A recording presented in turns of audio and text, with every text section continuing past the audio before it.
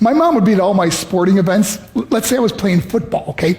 My mother would be on the sidelines, and if the play on the field started going one way, my mother would run along like, Mark, get him, get him. I'd be like, oh my gosh. I'd get in the huddle with the other guys. They go, Mark, is that your mother? I go, no, I never saw her before in my life. See, the greatest gift my mother ever gave me, she believed in me. I have overdosed on drugs on 3 occasions where I should have been dead. But I believe I was kept here for a reason. You show me your friends, I will show you your future. How do I know this?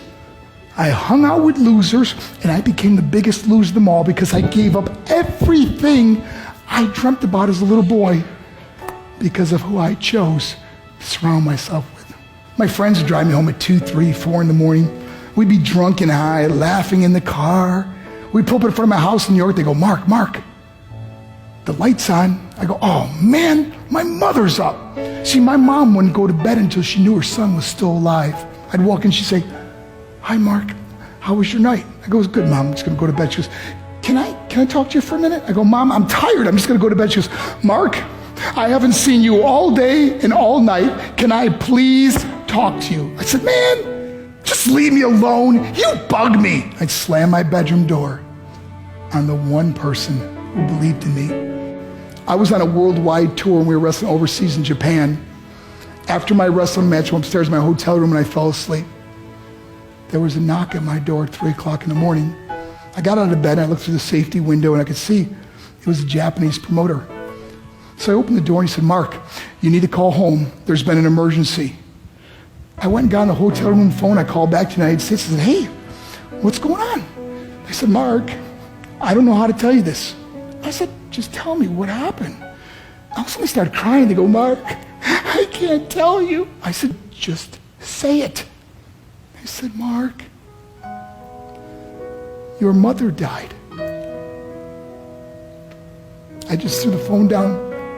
I ran out of my hotel room. I took the elevator to the lobby, and when the doors opened up, I just ran out into the street. I mean, there was no cars, there was no people. It's 3 o'clock in the morning.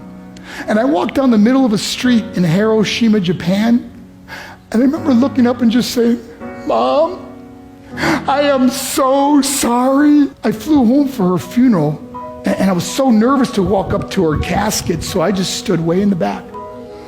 And I kept looking from a distance. I kept thinking to myself, Mom, please wake up. Please get up. And then I finally got the nerve to walk up to her. And as I got closer, I could see my mom for the first time. I mean, she was so beautiful.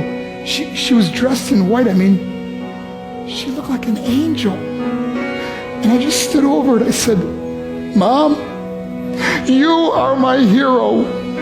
Everything I am, everything I hope to be was because of you. You loved me so much. You gave me a life. You're the only one that ever believed in me.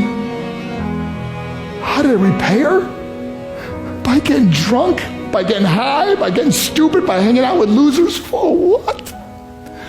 All she ever wanted to do was talk to me. I wish I could talk to you now, Mom. I wish you could see what I'm doing. Why couldn't I have been a better son? We are defined by our choices. But if you surround yourself with people involved in drugs and alcohol and pills, it's a dead end. I'm not here to preach to you. I'm here to tell you I lived that life. It leads to broken hearts, broken relationships, broken dreams, and death. For what? To get high? If you have a mother or a father, when you go home, tell them how much you love them. See, my whole life was about being rich and famous. I had to be a millionaire.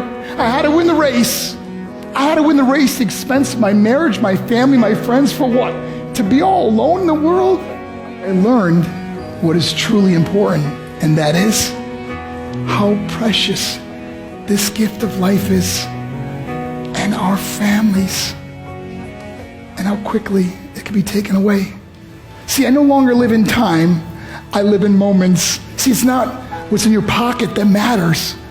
It's what's in your heart that truly matters. Love Love is just a word until somebody comes along and gives it meaning. You're the meaning.